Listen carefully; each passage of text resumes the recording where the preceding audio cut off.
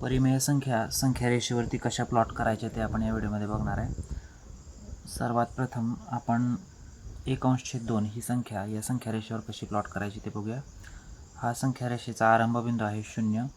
इकडून इकडे इथून इथपर्यंत एक तुम्हाला एक काटकी दिसते का? एकक अंतर आहे, म्हणजे आपण एक काटकी धरले. त्यानंतर 1 पासून 2 पर्यंत दुसरी काटकी म्हणजे 2 एकक अंतर. 2 पासून 3 पर्यंत मी तिसरी काटकी ठेवली आहे, म्हणजे 3 एकक अंतर आहे. तसंच संख्या रेषेच्या इकडच्या बाजूला -1, -2 आणि -3 हे अंतर आपण घेतलेले. मग आता 1/2 ही संख्या याच्यावरती प्लॉट करताना पहिल्यांदा आपण हा अपूर्णांक म्हणजे नेमका काय आहे ते बघूया. तर दुसरा भाग एक वेळा आपण मागच्या व्हिडिओमध्ये पाहिलेला आहे की अपूर्णांक म्हणजे काय. तर जर समजा एक चपाती असेल तर त्याचे 2 भाग करून त्यापैकी एक भाग म्हणजे दुसरा भाग आपण काय करतो, एक वेळा घेतो. त्यावेळेला काय होतं, 1/2 हा अपूर्णांक तयार होतो. आणि हा आता धन आहे, म्हणजे आपण संख्या रेषेच्या इकडच्या बाजूला आपण धनसंख्या धरतो.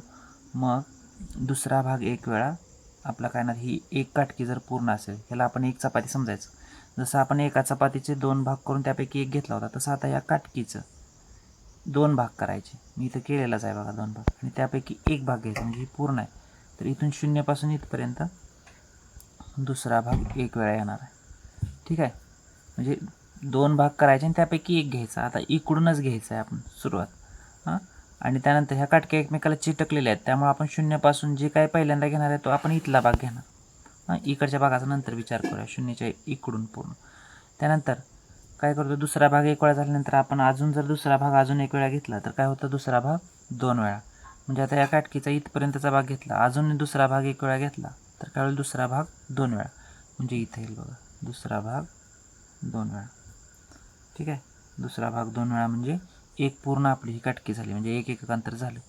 त्यानंतर दुसरा भाग 3 वेळा आपण कसा घेतो, एका चपातीचं दुसरा भाग एक वेळा, दुसरा भाग 2 वेळा, आणि आणखीन दुसऱ्या चपातीचा दुसरा भाग अजून एक वेळा घेतला तर दुसरा भाग 3 वेळा झाला.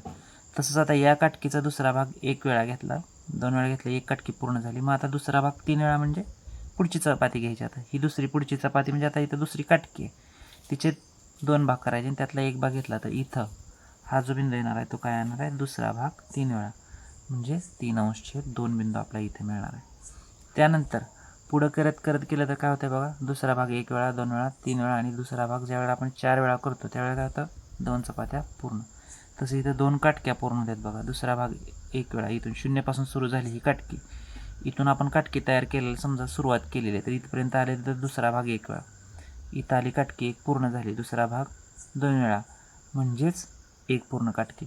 आणखीन आता मग नवीन काटकी तयार करायला सुरुवात केली तर इथं दुसरा भाग 3 वेळाला 1.5 काटकी झाली, आणि दुसरा भाग 4 वेळाला आपली 2 काटक्या पूर्ण झाल्या. जसं इथं 2 चपात्या पूर्ण झाल्या तसं इथं 2 काटक्या पूर्ण झाल्या.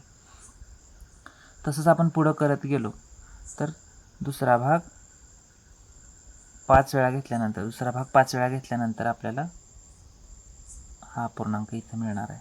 म्हणजे नवीन काटकीचा, तिसऱ्या काटकीचा अर्धा भाग येणार आहे. म्हणजे बघा, दुसरा भाग एक वेळा, दुसरा भाग 2 वेळा, दुसरा भाग 3 वेळा, दुसरा भाग 4 वेळा, म्हणजे 2 पूर्ण, दुसरा भाग 5 वेळा इथं केलं आहे तसंच. ठीक आहे. आणि त्यानंतर दुसरा भाग 6 वेळा, बघा इथं करतो आपण. दुसरा भाग ज्यावेळेला 6 वेळा घेतो त्यावेळेला आपलं काय होणार आहे, इथं 6 वेळा म्हणजे 3 चपात्या पूर्ण होणार. आणि सेम प्रोसिजर या बाजूला, फक्त ऋण येणार आहे. दुसरा भाग एक वेळा आपण घेतला होता आधी हा भाग, पण तो आता ऋण आहे म्हणून दुसरा भाग एक वेळा ऋण. इथे येणार 0 पासून इकडं आपण ऋणसंख्या घेतो.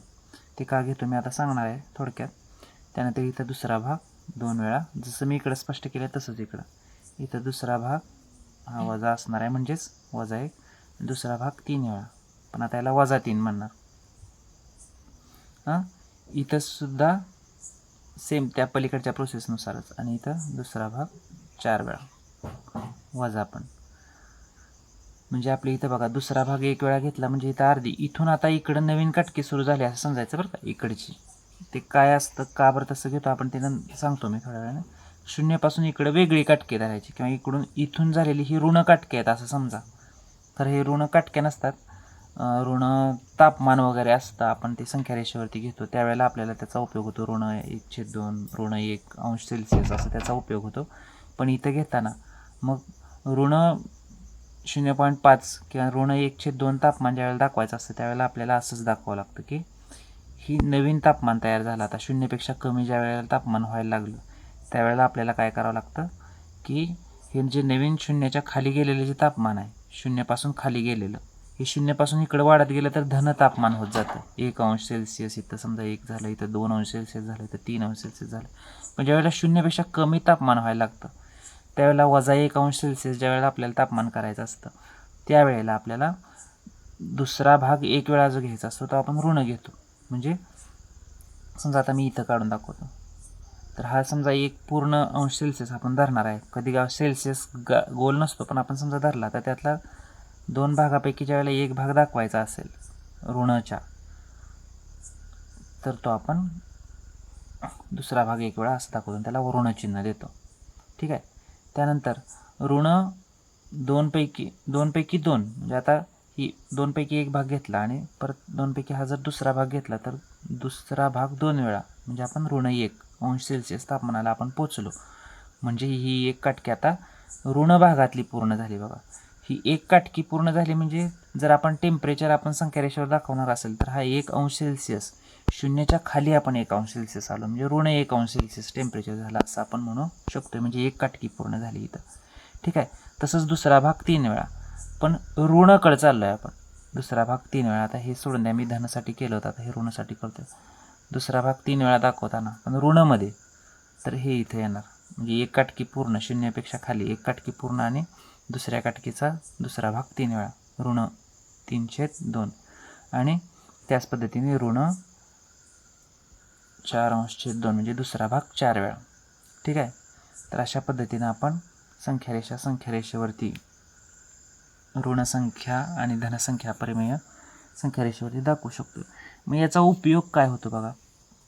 थोड्या वेळ मी ह्या काटक्या बाजूला काढून टाकतो आणि जरा एकच मिनटात तुम्हाला मी याचा उपयोग सांगतो.